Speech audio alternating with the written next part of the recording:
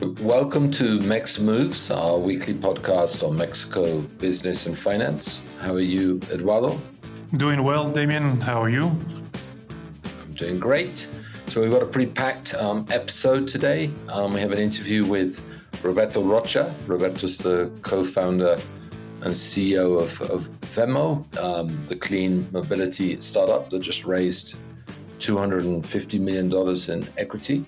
We also have an interview with Whitepaper's René Lankenau on Herdez and Nutrisa. Nutrisa was spun off today, that's Thursday, the 18th of September. And we also have a great interview with Ricardo, Kumar, Dadoo from the Clarendon group on cross-border logistics and how they're holding up under Trump. So, Eduardo, what do you have for us today? Well, there is this very interesting news of change of guard, if I may say so, at Mexico's third largest private company, Femsa. The son of the current CEO is taking over the reins of the company, Antonio Fernandez Garza Lagüera, as CEO, while his father will remain president of the board. And so he will take over the company his father took on the company after the death of Daniel Rodriguez Cofre in August of 2023. And now Jose Antonio Fernandez Garza Lagüera, they're both named Jose Antonio Fernandez. So it will be difficult to distinguish them, but he will be the CEO starting November the 1st. And he comes from having directed the retail division of Femsa and is now in charge of the total company, which is one of the largest in Mexico with 400,000 employees, with 22 billion in revenue each year.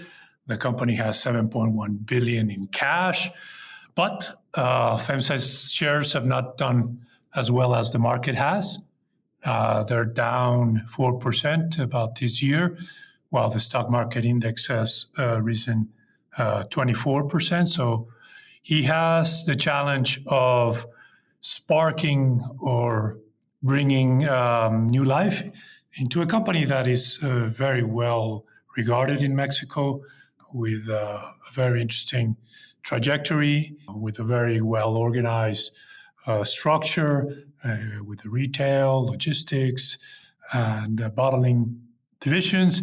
Obviously, on the bottling end, he's facing the new increase in sin taxes that sugary drinks will start facing next year. So he has a full plate ahead of him, I do believe. But it's interesting. He's only 23 years of age, so he, without a doubt, 43, sorry. And so it's going to be an interesting challenge, I think. What do you make of the change, Damien? I think it was a little bit telegraphed, but when it happens, it always creates ripples. Yeah, I mean, Femsa announced, a year ago this succession, and they had all the right processes in place. Clearly, everyone expected the son of the CEO to be, quote unquote, picked by these special committees as the CEO, as the family controls the board, controls the company.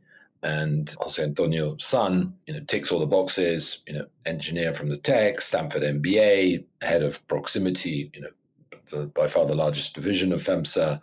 Before that, head of Spin, used to run Coca-Cola Femsa, the bottling division in Central America. Before that, worked on the beer division when it belonged to Femsa. So, he ticks the boxes. He's part of the family. They, as a listed company, they had to go through this process, but I don't think anyone was doubting that he would be the anointed new CEO of the company.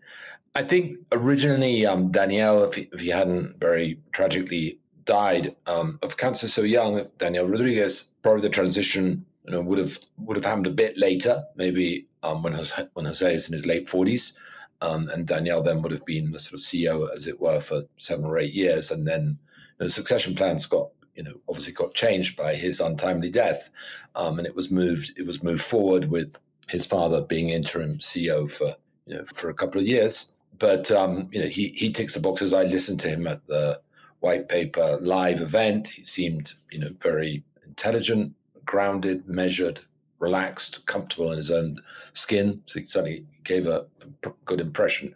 Now, the results, as you said, it's been a massive underperformer this year, having over the last decade, which is how, shareholders should look at it, done very well. Oxo's, I think, now had 4 quarters or so of negative same-store sales, and that's disappointing. Coca-Cola Femsa has also been hit by weak consumer and also by, I think, weather. It's obviously been very rainy in Mexico, which doesn't help on soft drinks. And then more recently, people have sort of anticipated these sin taxes, which will most likely affect volumes and maybe margins a little bit as well. And I think Oxo might have kind of missed out on the hard, not totally, but in good part, missed out on the hard discounting boom that Tiendas 3B has benefited from. Their hard discounting version, Barras, is much smaller than 3B, and it's not growing nearly as fast. Originally, it was integrated into Oxo's purchasing and distribution. Now it's been sort of separated in order to give it more autonomy. But I think that whole process, is always a challenge in a retailer. And in the end, it's not its core business, which always makes it more difficult to manage. So he'll have some. Also, Oxo Gas, isn't doing especially well. The gas station part and the health in Mexico isn't doing very well. So there's a series of issues that he'll have to wrestle with as the new CEO. I don't think it's going to be a big change because he was running Oxo Coff as a separately listed company controlled by Femsa, but runs itself, and his father remains as the executive chairman. So I don't think there's going to be any kind of strategic changes. And then he's going to have to decide what to do with all this cash on the balance sheet as a result of this very successful Femsa forward plan. When they sold among other things, they sold a lot of non-core businesses, but especially they received a lot of money from selling their stake in Heineken. And people are looking at the US. They've finally acquired assets in the US and beginning to grow them. They're going slowly, but that's going to be a big focus for him. And then fintech, he was head of Spin by Oxo before his latest job, so he knows that business well. But they suffer, I think, from the sort of classic kind of incumbent's dilemma, which is Oxo makes so much money on in-store payments that to cannibalize that with a very aggressive offering from Spin by Oxo, its digital payments business, is always a challenge because you're taking money away from yourself, and the digital business has a much lower margin.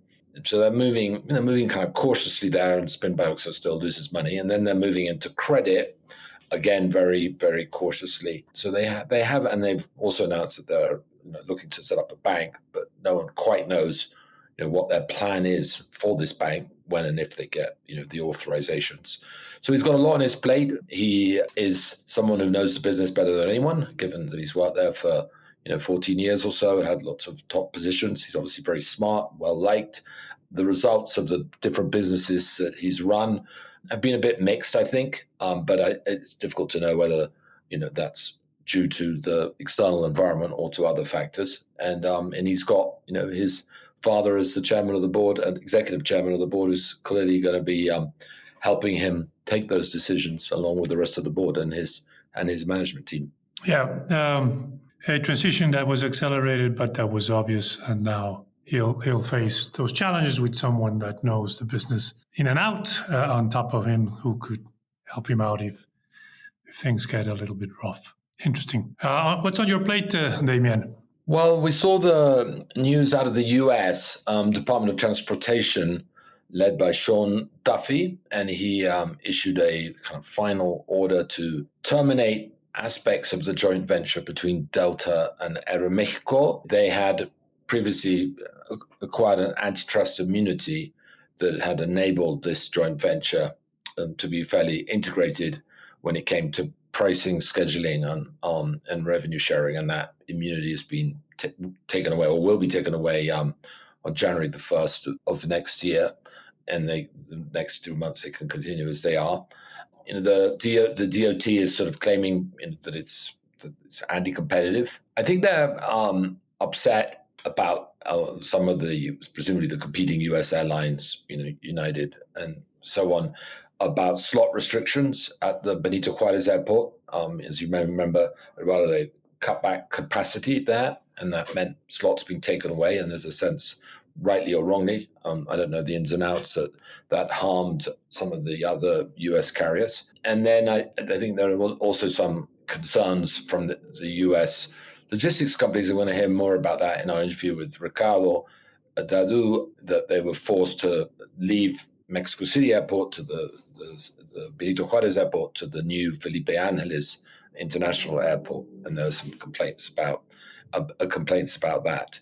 This JV had been going on for about 9 years. Or in addition to that, and I guess as part of that, Delta owns about 20% of Aeroméxico. That's not going to be affected by this. I think what's going to affect this is basically their ability to coordinate pricing and scheduling. But I think they'll still be able to have code shares and other operating activities together. Yeah, they announced, for instance, that their frequent flyer programs could still be, you could either get points from either one of the two airlines, depending on which one you belong to.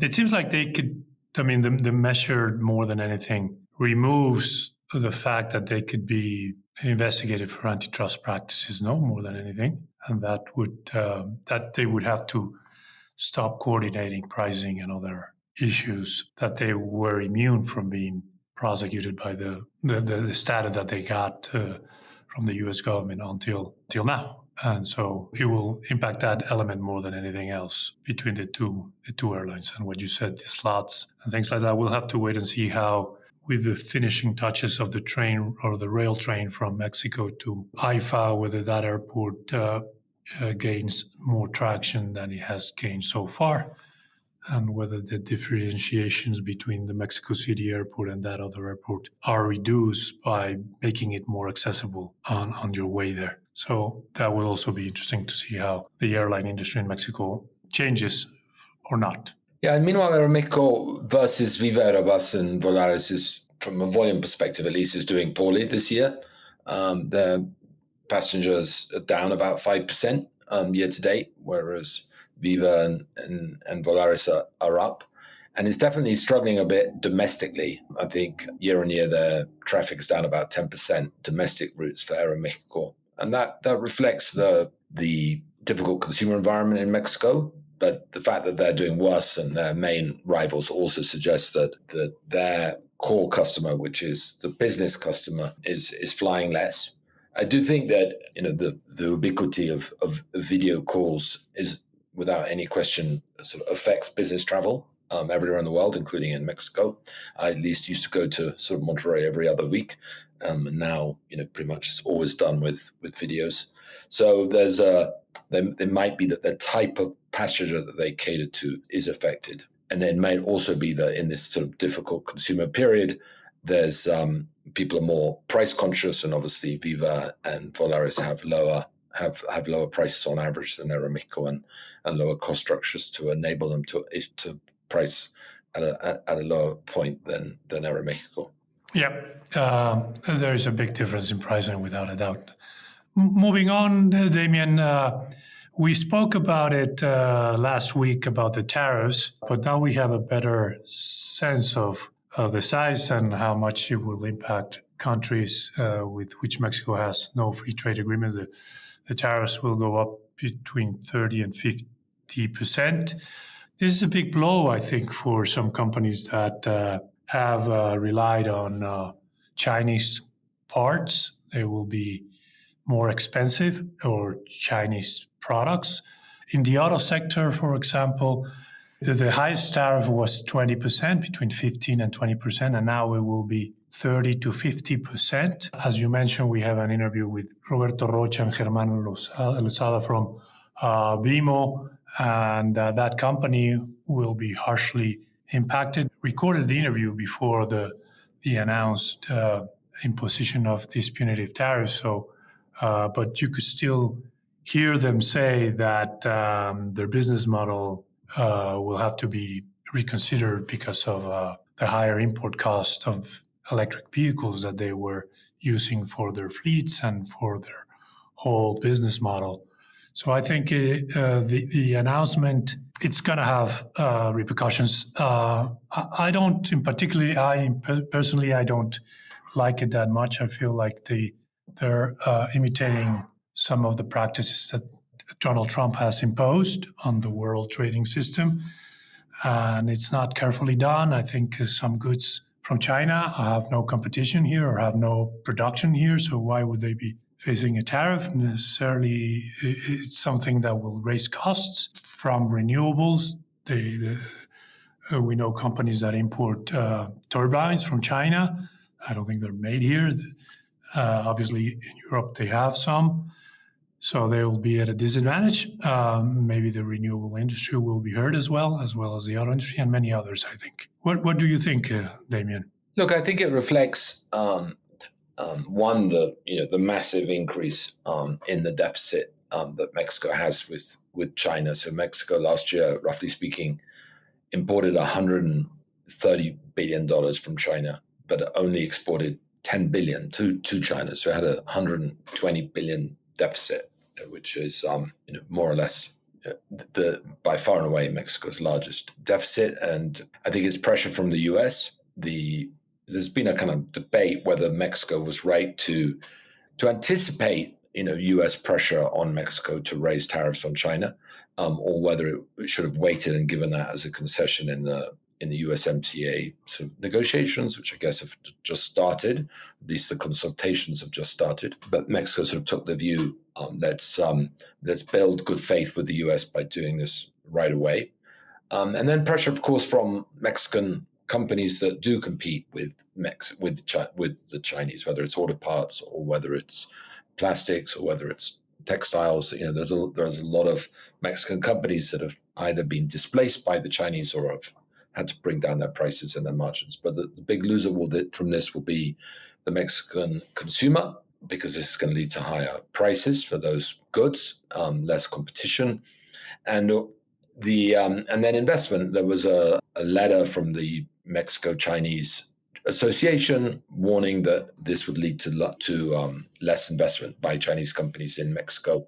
So they said in this letter that there's a global toy maker that was going to invest in Mexico now going to Vietnam. And I guess the argument there is that this investment was going to use Chinese inputs to an important degree, which will now be paying those 50% tariffs. So it doesn't make sense for them to invest in Mexico, because if they were using Mexican inputs, then they wouldn't be facing this tariff. And then they also mentioned a Chinese-owned PC board manufacturer that's halting investment in Mexico. Again, presumably that's for the same reason that they were going to be, even though the plant was going to be here, they were going to be very dependent on Mexico, on Chinese inputs. So it's, I think there was an interesting column, I don't know if you got a chance to see it, rather by our mutual friend JP Spinetto in Bloomberg, sort of saying that Mexico dealt with the first Chinese shock in the early 2000s when China entered the OMC, the WTO organization, by moving, which initially negatively impacted Mexico growth and employment and trade, by moving up market into autos, into aerospace hubs, into medical devices, into electronics. And that proved very successful with Mexico. And basically, since Trump won, Mexican exports to the US growing rapidly. But unfortunately for Mexico, in this article by JP, there's a risk of a second Chinese shock, which is China moving into exactly those areas that Mexico had moved into cars, batteries, semiconductors, aerospace, robotics, medical devices. And so Mexico, in order to fend off that second shock, is now putting these tariffs on Chinese goods and trying to integrate with the US, create sort of fortress North America. That's its strategy. And like any of those type of strategies, it has its downside, which is going to be Mexico less competitive when Chinese goods are the only options out there, and Mexico's obviously going to have higher inflation and lower cost of living as a result of this. Yeah, goes both ways sometimes with these measures. I just wish they were a little bit better thought out, I thought. I think they could have done more strategic planning. I don't know. Maybe they have. Maybe the end result will be slightly different from what we're seeing at the moment. But yeah, some things are I mean, if the Chinese were competing with unfair trade practices, they should have been penalized long ago. Not right now, I would have said. But we'll have to wait and see what the actual tariff is and how it will impact, like what you said, to the consumer, competitive level, and so on and so forth. But no question, it's a big change. I mean, Mexico, since really 1995, has championed free trade. With free trade agreements with the U.S. and then with Europe and with other countries around the world, and then low tariffs on countries which it didn't have free trade with. So Mexico was a sort of free trade bastion, and now it's going to very clearly a fortress North America, free trade with the countries it has a treaty with, and then very high tariffs on the rest of the world. So this is a sort of regime change, a paradigm shift in how Mexico deals with trade. And I think it's pressure from the US, but I also think it's pressure from Mexican companies that are happy to see this. And it's also a fiscal issue, rather like in the US. Mexico needs money badly. And this year, government revenues through taxes and tariffs are up maybe 8 or 9%. And that's where the economy is growing maybe at 1%. And the big increase in revenues from tariffs is partly explaining that. Yeah, the interesting thing is what you said about Chinese moving that toy factory to Vietnam, with which Mexico has a free trade agreement through the Pacific Agreement. So those toys that were going to be produced here will enter Mexico without any tariffs, thanks to that free trade, unless they do something differently, no? That's right. So there's going to be, we're seeing in the US, there's going to be this sort of massive tariff arbitrage going on, and then governments trying to stop the tariff arbitrage by changing rules of origin. So whether those toys will or will not enter tariff-free to Mexico will depend on how much Chinese content those toys actually have. But yeah, countries that have free trade agreements with Mexico and that can keep the rules of origin will see their exports to Mexico basically replace the exports from China to an important degree, and China will invest in those countries rather than necessarily investing in Mexico. We'll see how it all pans out, but it is, from a global perspective, going to create a lot of inefficiencies as people focus their time and their resources on sort of tariff arbitrage rather than on investing in the place where it makes most economic sense. Yeah, they will be, instead of innovating, wasting time figuring out where the best place to do it. It's a paradigm change, like you said, Damien. So while you mentioned that Nutrisa began trading today, we have an interview in a moment with René on there's a Nutrisa. Just to give some context, it has about 660 stores across 4 brands: Nutrisa, Moyo, Cielito, Querido Café, Chilin Balam. And they have pretty ambitious expansion plans, hoping to target maybe 10 new stores per brand over the next 5 or 6 years. And now that it's independent and spun off through a dividend, a share dividend, they have the opportunity to leverage those brands and that retail strategy that when they were part of theirs was more difficult. We're going to hear more about that from René. Yeah, they gave the shares to the shareholders as a dividend, special dividend. The price at which they were theoretically spun off was 6.15 pesos. Seems like it's trading below that today. No surprise there. And the value of the company is about $110 million, if my math is correct. So René will let us in a little bit more on his reporting on Herdez and the decision to spin off and how the company is doing overall. Today we are joined by Roberto Rocha and Germán Losada, co-founders, correct me if I describe your company right, Electric Mobility Enterprise, VEMO, which recently raised $250 million, not a small amount. This to continue or maybe even accelerate the company's expansion. Roberto, Germán, welcome and thank you for your time and giving us the opportunity to talk to both of you about your venture and its recent capital injection. Thank you very much, Eduardo, for the opportunity. Really appreciate it.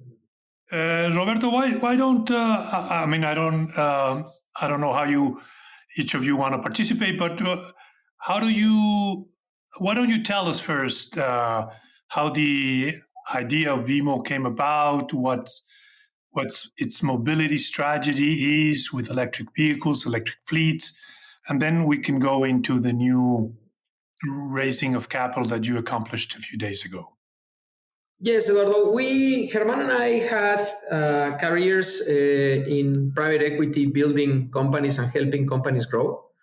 And we were at a stage in our careers where we really wanted to do something new. We wanted to do something innovative and something that in particular would have a strong impact.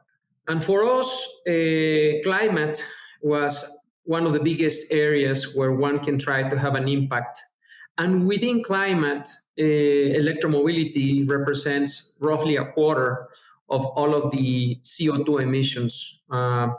And so we thought that if we could find a way to create a business that could scale, could grow, and provide and help to this problem, that would be a very interesting goal for us to pursue. So that's the background of this climate impact and particularly electromobility, given the size and the opportunity. I would also add that electromobility was lagging in not only in Mexico but in Latin America with respect to the rest of the world, and that's really understandable because first of all, we didn't have even the right vehicles at that time. Most of the vehicles, when we started, developing the plan for VEMO back in 2020, only 500 electric vehicles were sold in the country. And, you didn't have any incentives at all for the acquisition of electric vehicles as you had in other more developed markets like Europe and the US and China. And you also didn't have an ecosystem around electromobility. So you didn't have charging infrastructure, you didn't have technology, you didn't have operators. So there was a very big opportunity, but also a tremendous challenge to actually tackle that problem under those conditions.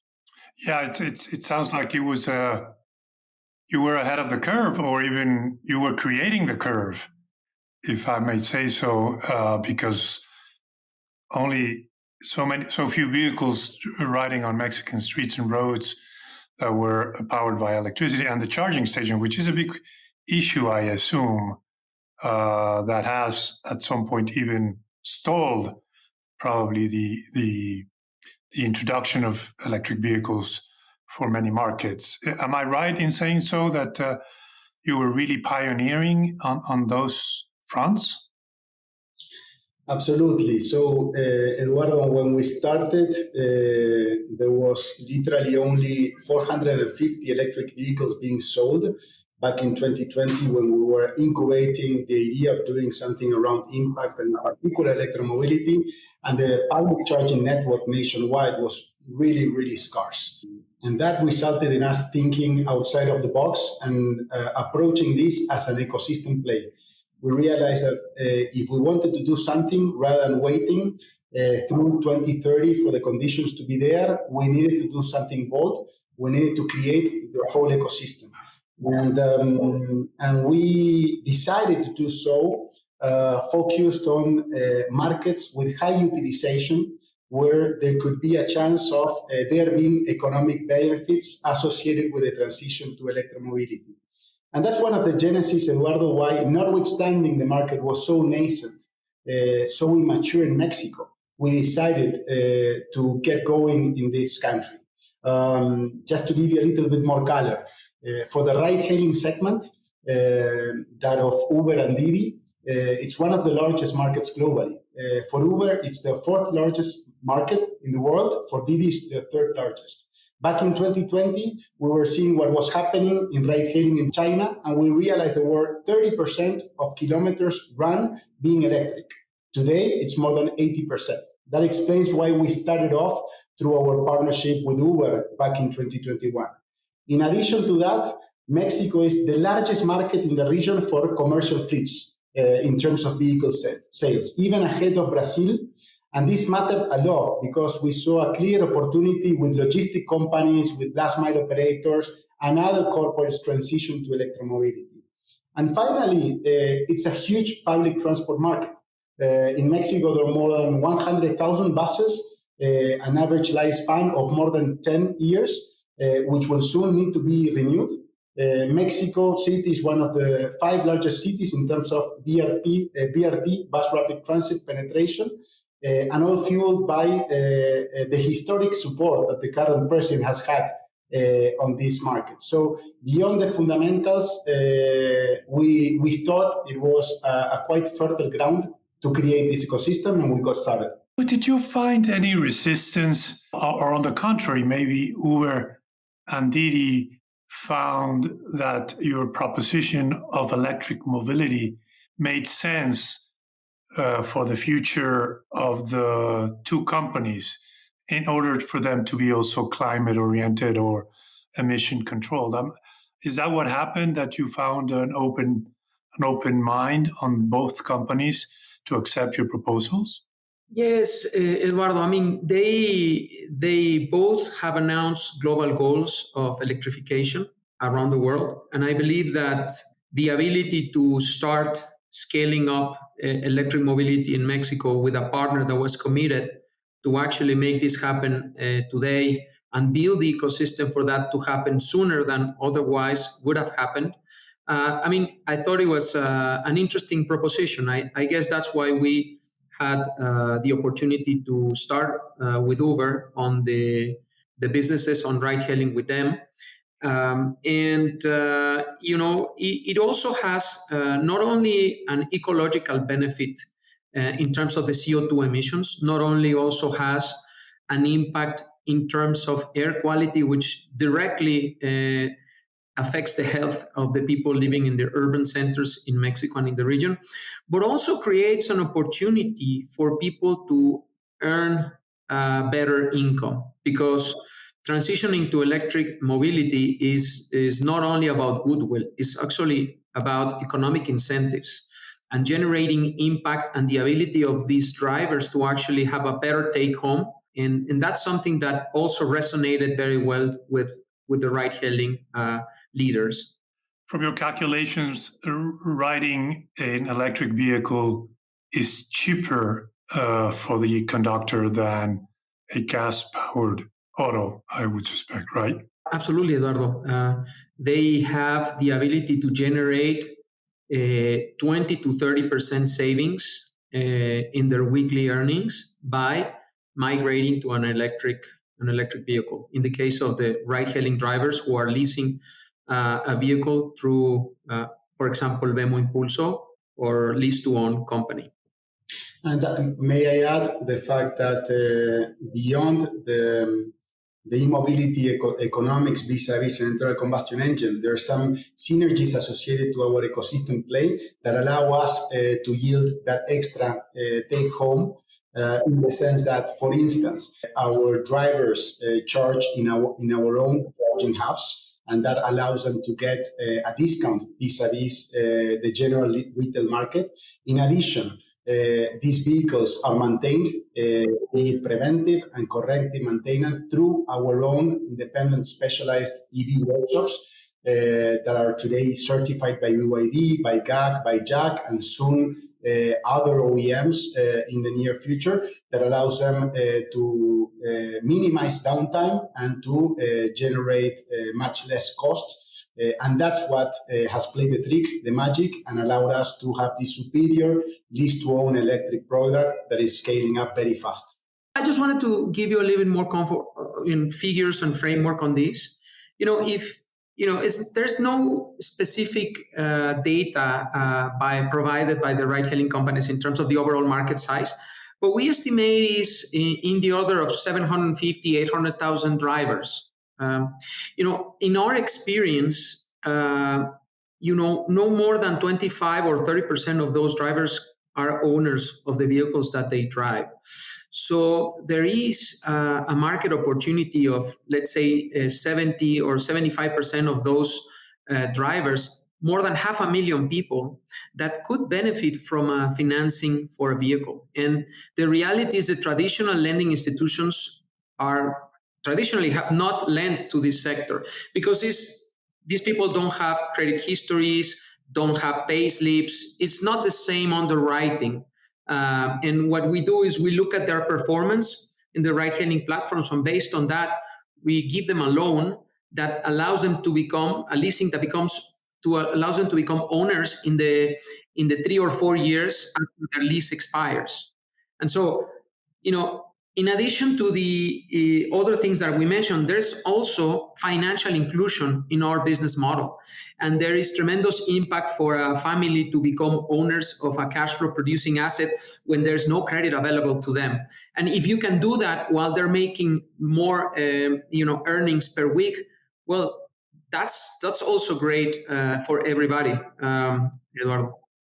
So, Roberto and Germán, you're not only in the electromobility industry, but you're also on the lending, financial, and auto repair, charging stations. I mean, it's quite a complex operation, the one that you've created.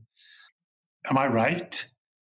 Yeah, I'll say one thing, and this is something that is commonly talked about, even in the academic circles. But in general, when you're trying to build a business in an emerging market like Mexico versus what happens in a more developed market, the more developed marketplaces are more specific. They have a niche within the value chain, and they can play there because there is an ecosystem of players doing the other part of the value chain. In the case of emerging markets, and especially in new businesses and new sectors, you have to go wider. You have to be able to have a broader spectrum of activities if you want to enable your business in the short term.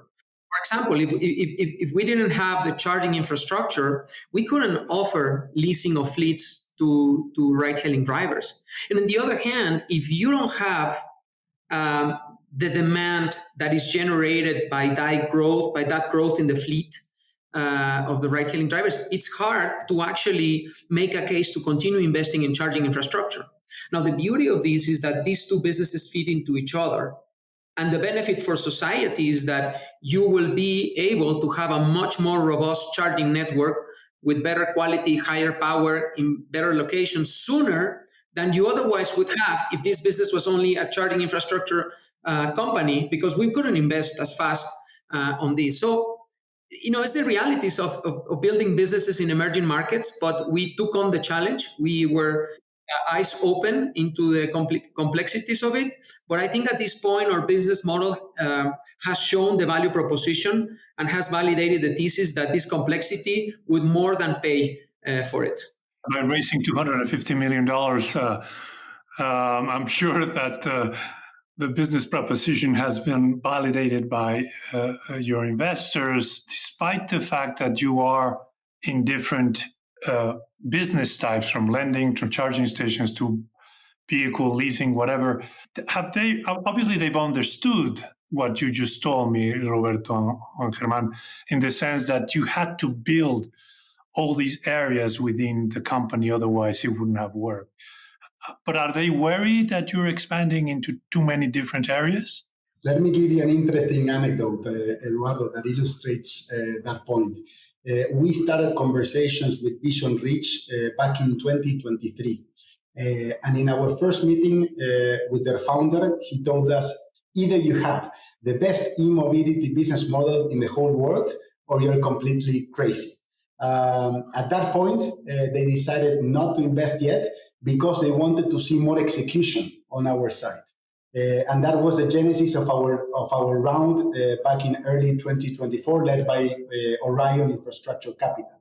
Now, fast forward to early this year, once they saw we had launched the first lease-to-own EV product in Latin America, operating with Uber and Didi drivers, that we have built also the largest, the most reliable public charging network in the country, that both businesses have been backed by financing from different founders, they realized that the business model had already gotten traction, accompanied by very strong execution, by good operational and financial delivery.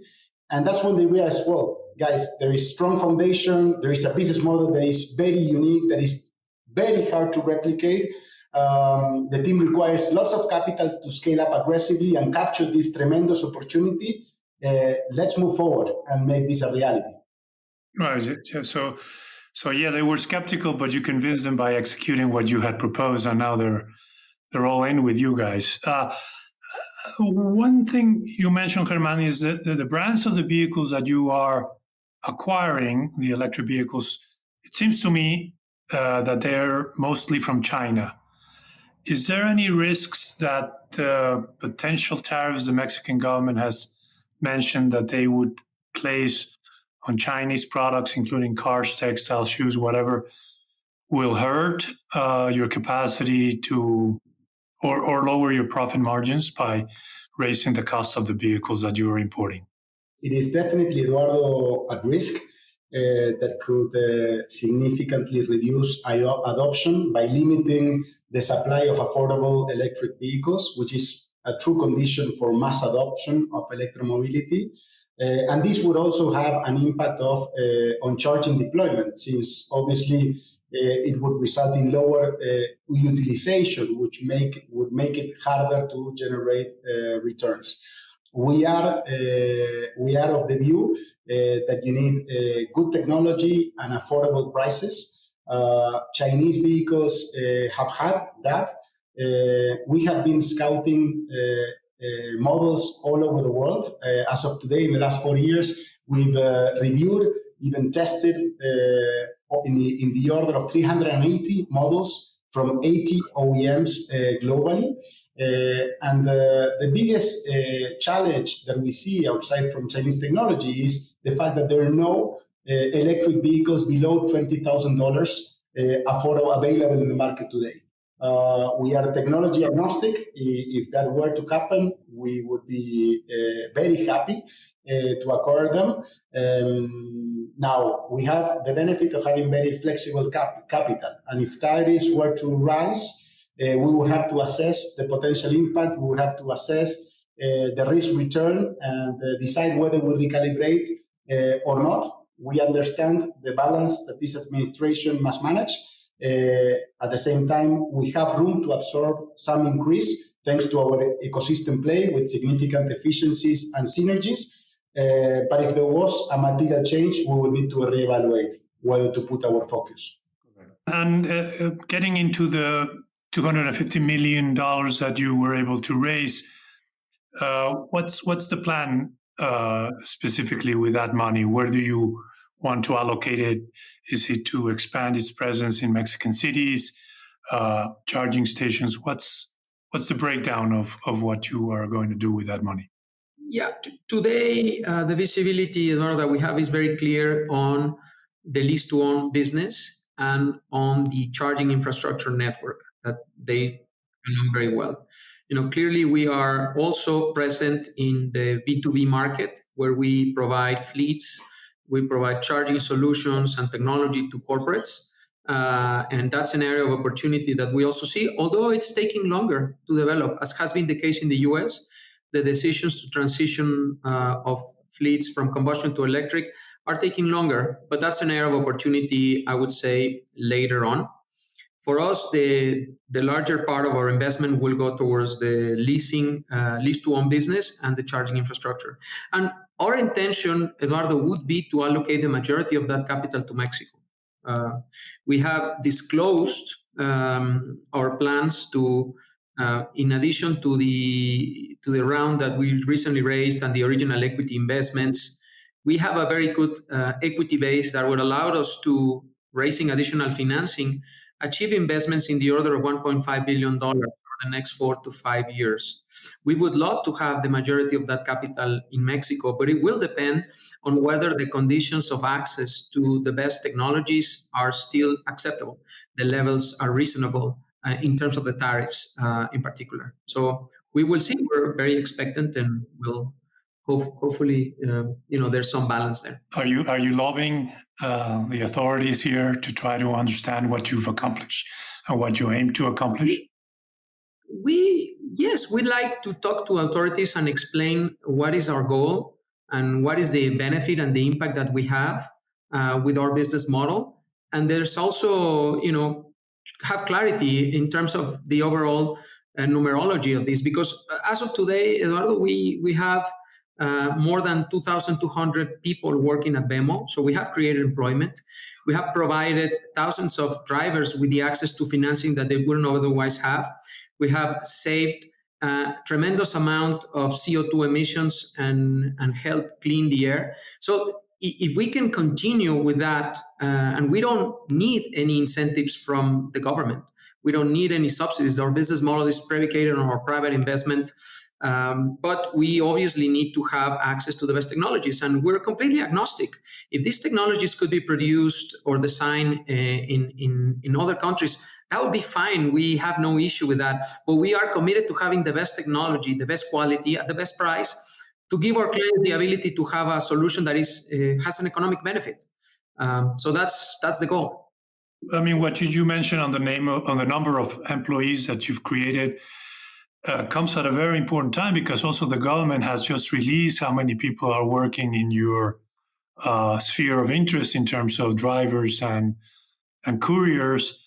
1 million people have already registered with the EAM. So it's an industry that is generating a lot of jobs. And so they might be willing to listen to what you have to offer. I don't know. I'm not in the public sector arena, but it seems like you're in the right place at the right time. Maybe it's just a matter of opening a few doors.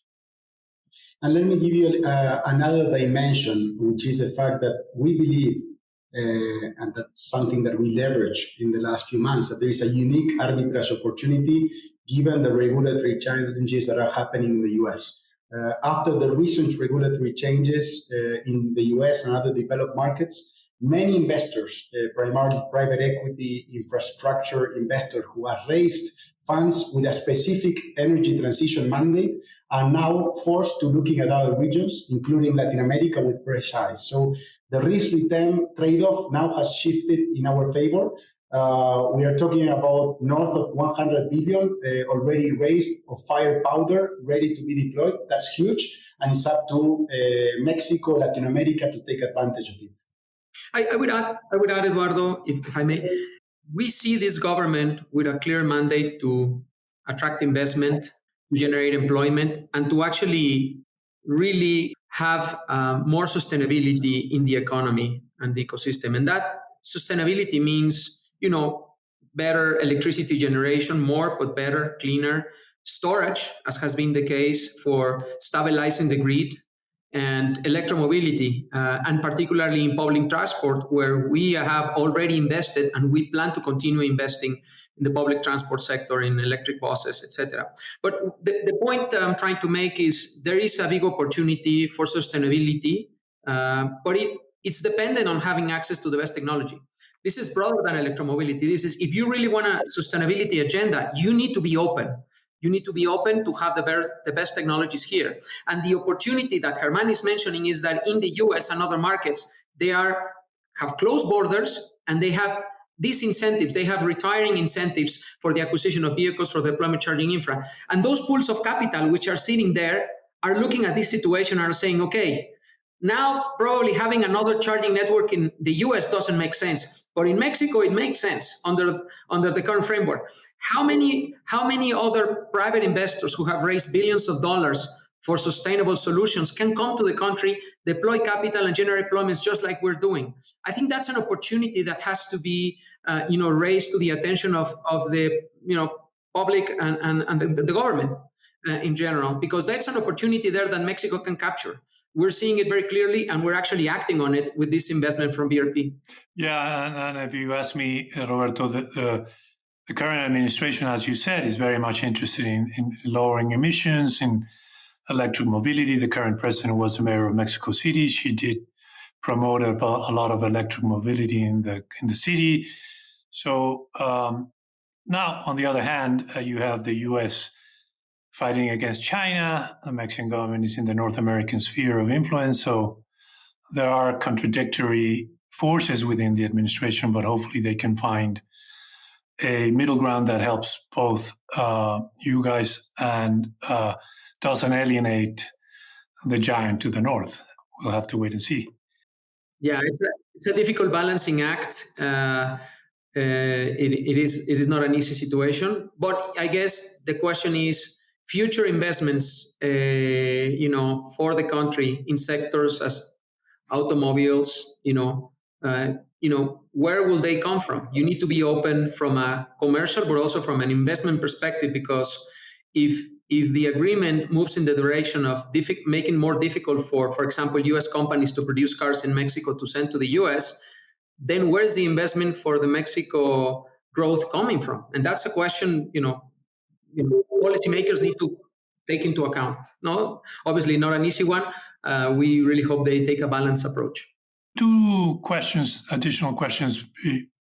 On the bus electric mobility, are you investing with any specific company that produces electric buses? I mean, I know there is a Mexican company doing that.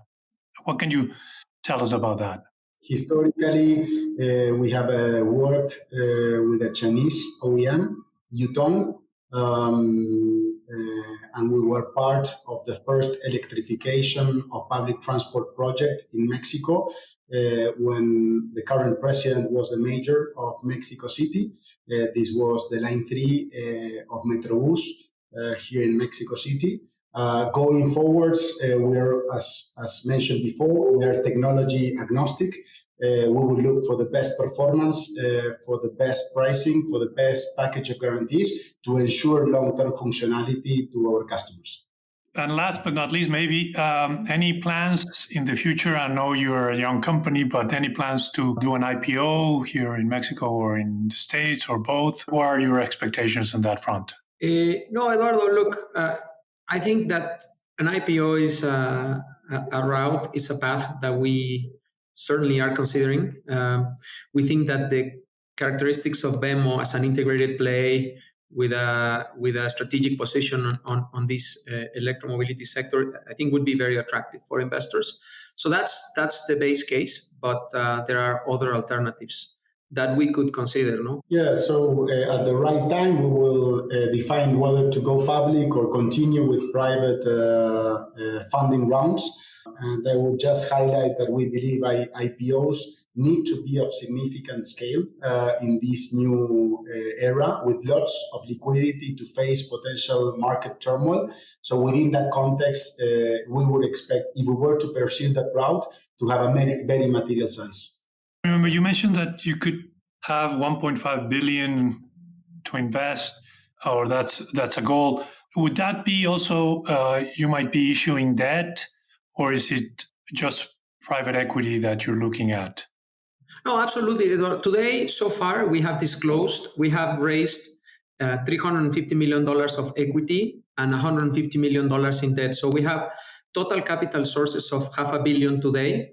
But even with a very conservative leverage and considering obviously also the cash flow generation of the company, we think that 1.5 billion over this equity base is pretty reasonable. So that would be, we're doing financings for the different businesses. We have executed, for example, financings for the lease-to-own business in the past 12 to 18 months.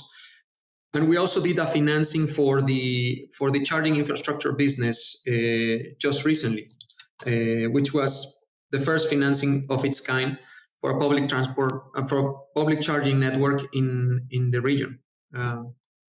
I would just complement that this is a capital-intensive business and it's predicated on real assets.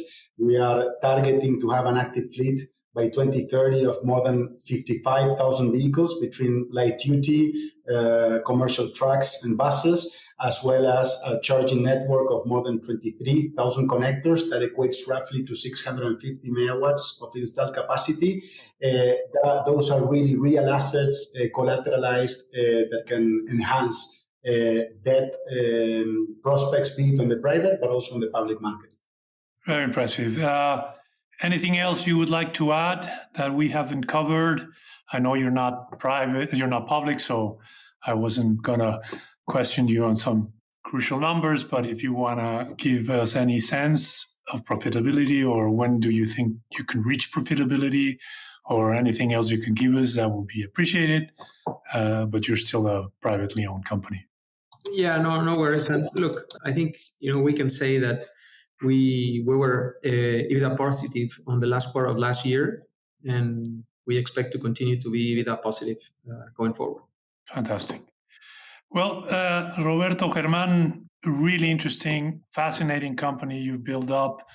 I hope we can continue the conversation in the future as you continue to deploy the resources that you've been able to raise in your different, very varied business strategies, so we can continue following you and letting our listeners what VEMO is up doing and succeeding in doing so, hopefully. Thank you, Eduardo. I'm looking forward. Absolutely, Eduardo. We like to keep in touch. Thank you very much for the time. Thank you both. Today on MexMoves, we're joined by René Lankenau. René, as many of you know, is the publisher and editor of Whitepaper, the owner of this podcast. René, how are you? Fine, thank you. I'm so glad to be joining you guys here. René, as some of you may have read, recently wrote a piece in Whitepaper on Grupo Herdez, covering both the spin-off of Nutrisa, which is about to happen, and the $750 million sale of a 25% stake in its McCormick de Mexico joint venture. So we're going to talk to René a little bit about what these moves mean for one of Mexico's top consumer companies. René, my first question is, in researching and reporting the piece, what did you learn about Herdez and this transaction that most surprised you? I mean, this is the kind of company where you have several companies in Mexico similar to Herdez in the sense that they have a brand that everyone recognizes and everyone knows about Herdez and basic things about them and their products. And we know it's a company that's over 100 years old. They own some of the most well-recognized brands in Mexico. But on the other hand, it's the sort of company where we don't really know how they make money. And for me, the big discovery while doing this research is that most of their earnings come from businesses where they don't even have the majority of the company per se, like the joint venture with McCormick. So this is a sort of holding company that has been very successful in managing brands for other companies or doing joint ventures with other companies and being very good at doing that kind of work for them. And do you think now that they're going to only own 25% of McCormick Mexico, which basically, as I think probably all our listeners know, is the sort of, the leader in mayonnaise and by far in Mexico, and also very strong in jelly and spices and tea. Do you think that they're running a risk of not owning sort of the majority of any of their key brands and basically becoming a holding company for minority positions in lots of strong consumer brands in Mexico, more than a sort of operating company? I mean, it's a typical situation. It's not something that we see very often, and it's one of the things that surprised me the most. On one side, they do run it, and the current management team will stay in place, and they still manage that business for McCormick. On the other hand, I guess they didn't have a choice. It was too rich of a deal for them. If you consider the market cap for the whole of Herdez and what McCormick was offering them for this 25%, and I'm guessing that they're going to put this money to good use, and that they're right now looking at different things where they can invest and take control of another company. From talking to them, I got the sense that they're very keen on opportunities in the US. They seem to be very happy with how their mega foods business is doing in the US. So I'm guessing that we'll see some action from them in a short term. But then going back to your question, it's one of the things that surprised me the most. And I think it's not very common. I don't know if this has also something to do with family planning or what they're seeing for their mid on a not so long-term basis. René, how much did you manage to challenge them about where they stand versus La Costeña, the other big Mexican company that has products in similar categories? Or what did you learn about La Costeña versus Herdez? No, we actually didn't go too much into the products per se. When we talked, we basically focused a lot of the other relevant thing that's happening with them this year, which is the fact that they're like spinning off the other businesses that they had been acquiring for the past decade. And that's something that also changes profoundly how Herdez is composed and what it has inside. On the one hand, I mean, yeah, because they're going to spin off Nutrisa and kind of like the retail side of the company. Yeah, and for the past 10 years, they've been putting together like this division where they have, right now they have 4 relatively large Mexican brands, which is interesting because if you take a look at other Mexican companies that operate like different retail businesses, specifically restaurants, they usually do franchises for someone else. But in this case, Herdez went and bought original Mexican brands, were not very large, but were sufficiently important in Mexico. And they were putting together like this other company that was going to be, or that has been actually managing many different stores and in different formats. And big news here is that they decided a few months ago, or they announced a few months ago, that they were going to spin off that business, and that's going to be an independent company per se, which is, I mean, it's understandable in a way that the first company or the first brand that they bought here was Nutrisa, which was, I believe, in 2013. And it seems that they overpaid for it. It was Nutrisa is a very well-known brand in Mexico, but it's not like a very large ticket kind of purchase. And they were facing a lot of competition from regional players. And it turned out that was a deal that was pretty hard for Herdez to swallow. I mean, running that kind of stores didn't have anything to do with the kind of internal capabilities that they had before that deal. But then they went ahead and they bought a second brand, and then a third brand, and then a fourth brand. And ultimately, they ended up with this 700 store network throughout the whole country. But that's when COVID came. And suddenly they were just like putting this together, and then COVID comes, and they had like maybe 2 very hard years there, and then things started to get better. But still, I was imagining this wasn't something that they told me, but I could imagine the sort of debates that they had in the board regarding this kind of thing, where they weren't really making any money or not that much money compared to their original companies. Ultimately, they decided it didn't make any sense to keep this inside Herdez, and they're spinning it off, and it's going to be a publicly listed company. I don't know when, but probably during the coming weeks. Yeah, and I think that the fact that they bought a few of these outlets that had to do with food, but not necessarily the way they were doing business before. Now they can leverage all those brands and maybe if not join together, because they're very different, from coffee to ice creams to chilitos and whatever. Yeah, and none of them are I mean, they're large. They have 150 stores, but they're not large per se, like compared to Cielito Querido, for example. I understand it has less than 100 stores. It's a pretty nice concept itself. They have a pretty nice brand, but I'm guessing that could grow to be a network of, I don't know, 500 stores. But that hasn't really happened inside Herdez, and they insist on the fact that this is now going to be an independent company, will allow it to flourish. And what I'm thinking, and this is something that we talked about in the article, is that I guess they're making it an easier target for a private equity firm, or maybe for a larger company to try and acquire this business. Talking about private, it reminds me about what Nexus did with Taquerias and a few other companies that they put together on this taco holding company. And that didn't work either. It didn't work, exactly. It's kind of interesting to see how Herdez manages. Yeah. First, how reception in the stock market to the new name will be. We'll have to wait to see what price they put it out and everything else. I mean, it's going to be a very, very small company, in at least from a revenue perspective.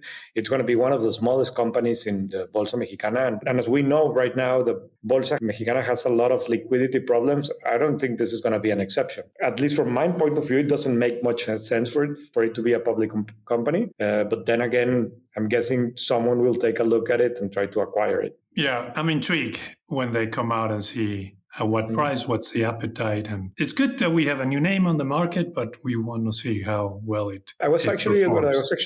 surprised to learn, and I mean, many people won't be surprised, but Nutrisa was actually a public company before this. And when Herdez acquired it, it was a public company. And it turns out that there was this period in Mexico where you had a few, like, these medium-sized companies that were publicly listed, and it was a very small company at the time. That's right. They had a mid-sized section market or something like that, and Nutrisa was part of it. We're talking ancient history here. Yeah, whenever I read about that segment, Nutrisa was like the poster child for it. Yeah. It was the one that everybody talked about. The story of Nutrisa is interesting, how it came, and it really broke ground in terms of health food and things like that. Before we had all these yogurt and all these new nutritional places in Mexico, some of them have disappeared. So I think the fact that Nutrisa has survived and grown, it's a good sign that it's there, at least in a sustainable manner. It's a very well-positioned brand, and I talked to some people who work there, not on an official level, and they told me that they had some restaurants that were very, very popular, specifically with the Godines market. Wherever they have a locale that's well located next to large office buildings and such, they tend to have pretty good traffic during the week. Some of those might be doing some good business there. It's interesting because Televisa spun off Oyamani, and not a completely different concept. I think Oyamani was at 11 pesos at the spin-off price, and now it's at 48 pesos. Mm-hmm. And so it's obviously up fourfold or so. The assets were mainly, gaming and the Estadio Azteca, American football team, and what was the publishing part of Televisa. Was kind of a mixture of businesses that weren't related to broadband or to Televisa Univision, and it's done really well. Of course, many, many years ago, America Mobile spun off Telmex, and that also, and then they put it back together again. But the first spin-off was quite successful. So there have been some examples of successful spin-offs. I mean, I guess what worries me a little bit about the McCormick transaction, very good, extremely good for their shareholders. The stock was up, I think, 30% when the announcement was made, is that, they're trading at 7 times, McCormick trading at 16. They can close a transaction at 12.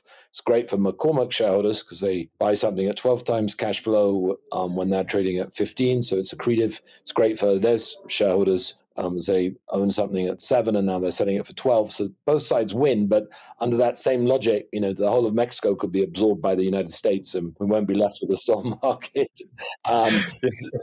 So it makes sense. And, if these valuation gaps, are illogical, then smart financial players will take advantage of it and promote M&A. But the end conclusion is a smaller Mexican market or a market that goes up in valuation. And that's what we're seeing in Mexico, right? The market's actually finally doing quite well this year. And I think partly because people saw things like Herdez and Bachoco beforehand and all these other companies that were trading at very depressed multiples versus global peers. René, thank you so much for that. That was super helpful. Great to have you on your own podcast. Thank you. It's great to see you. Thank you, René.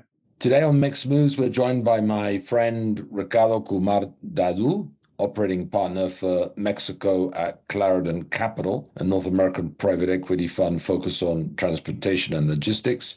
Ricardo also does M&A in logistics and transportation between Mexico and the US. He's got decades of experience working with logistics companies on both sides of the border, including a period as the CEO of UPS here in Mexico. Ricardo, how are you today? Well, thank you very much, Damien, for having me on the show. Hello, Daniel. Nice to meet you. I'm honored to be in your show, actually. Congratulations for setting this up. Well, thank you for joining. So, as you know, the US and Mexico are entering a 90-day period of trade negotiations to see if they can continue, as we expect, the free trade agreement. I've seen on your LinkedIn profile that you've just been on the border. How much uncertainty are these trade negotiations, Trump's kind of belligerent negotiating style? How much uncertainty is this creating for logistics operators along the border? How are things different now to maybe a year or two ago when you last visited some of these logistics companies? Well, I mentioned in my LinkedIn post that everything was operating as normal as could be, as you could guess, since the number of daily operations hasn't dropped that much, and the number of border crossings has actually gone up. The difference is that it's the activities that have changed a little bit. Before I go into that, I just wanted to drop some figures on you. Mexico is roughly around the 13th largest economy in the world, but it is the 10th largest trading nation in the world, meaning that Mexico conducts, in relative terms, a humongous amount of trade. And just as you know the shifting dynamics of the US trade patterns, Mexico this year will do more than double the trade with the US than China has done. Double. Up until a couple of years ago, China was the main trading partner of the US, but Mexico will do double. And before the end of this year, I predict Mexico's trade deficit with the US will surpass the trade deficit the US has with China. So there you go. Trade hasn't stopped, and companies along the border, logistics companies, are doing quite well, thank you. But how are things different now to, let's say, a year ago, if they're different in any way? Do you sense any uncertainty? Do you sense differences between trucks or warehouses or other logistics operations? Is investment still going ahead? The biggest change has been in the customs brokerage activity, given that you're now, in the past, you let merchandise pass with 0% tariffs. And now you have to calculate for each piece of merchandise, you have to calculate different tariff rates, and add to that the complexity of what has steel, what has aluminum, how you calculate the component of these commodities inside. For instance, a car. Mexican-made cars under USMAC do not have the 25% tariff. However, if they have metal and aluminum, and some other components that come from countries that are not USMCA compliant, then you have to calculate kind of like what percentage of the value of the car is metal, what percentage is harnesses that are made in Korea. And then it becomes quite complex, and that activity of the custom brokers on both sides of the border becomes highly difficult. The second one is warehousing. Warehousing activities along the border have received a boost, particularly those that are called free trade zone warehousing, in which you can place a good in that warehouse, leave it for 90, 120 days, 300 days, and then it'll pay the tariff at the day that the merchandise is released. So if tariffs fluctuate like they have been fluctuating, some companies are storing for longer periods of time merchandise waiting for tariffs to go down. Did I make myself kind of clear? Yeah, absolutely. But I read in the Mexican papers that the Mexican government is cracking down on some of that warehousing. And, for example, shoes, a lot of shoes were warehoused to be re-exported to the US. But in fact, illegally, they were then being sent into Mexico and effectively not paying the tariffs that they should have paid, and hurting the domestic shoe industry. Are you getting a sense that the Mexicans are also cracking down on some of these loopholes, which is also creating some uncertainty along the border? Well, for legitimate border logistics operators, this is not a problem. It is another layer of complexity when Mexico is trying to adopt U.S. customs, somewhat like a U.S. customs union, in which, for instance, Mexico cracked down on even a bigger trade than shoes which is the de minimis trade of the Temus and Sheins and others that used to be stored in Mexico and then sent under $800 to individual consignees in the States. Mexico cracked down on that. And that impacts logistics, for instance, air cargo. A lot of that merchandise came on air cargo planes into different airports, into the US and into Mexico. That volume has dropped. So frequencies of air cargo travel, of air cargo schedules into AIFA, into airports in the US has dropped. Demand for goods on UPS has dropped as a result. So yes, there are some affectations. Talking about AIFA, I saw on your profile, Ricardo, that you were a consultant on the AIFA project, specifically related to the cargo operations.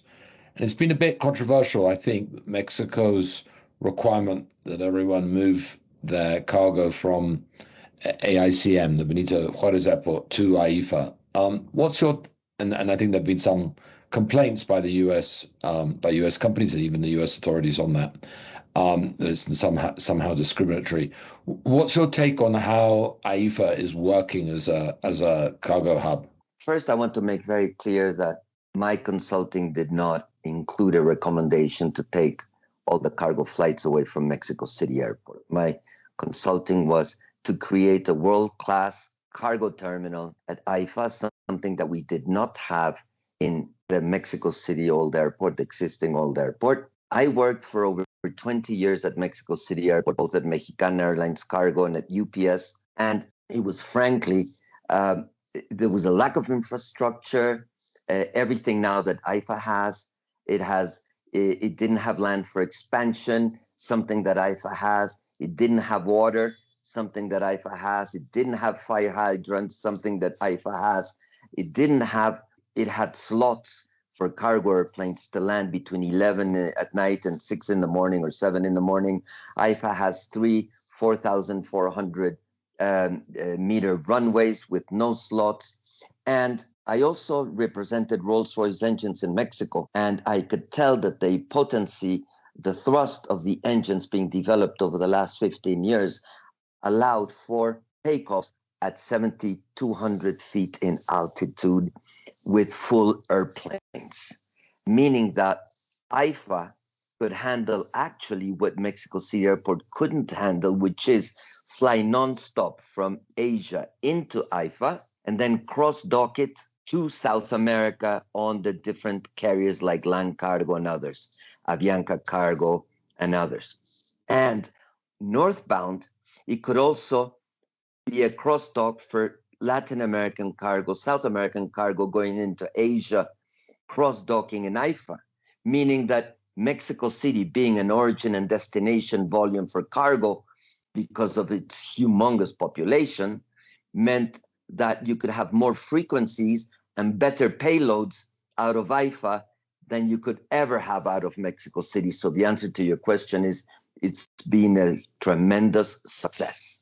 It has chipped away at maybe a couple of percentage points of cargo that used to transit at LAX or at Miami Airport, meaning that you cut transit times by a day into Asia or 2 days, and the produce and commodities don't sit in the sunlight at LAX or at Miami at tremendously high temperatures, meaning that the product arrives fresher to the end market. So AIFA has been placed on the map as the beginning of a hub that if you have this same tendency, it could grow into a major hub airport for east-west goods.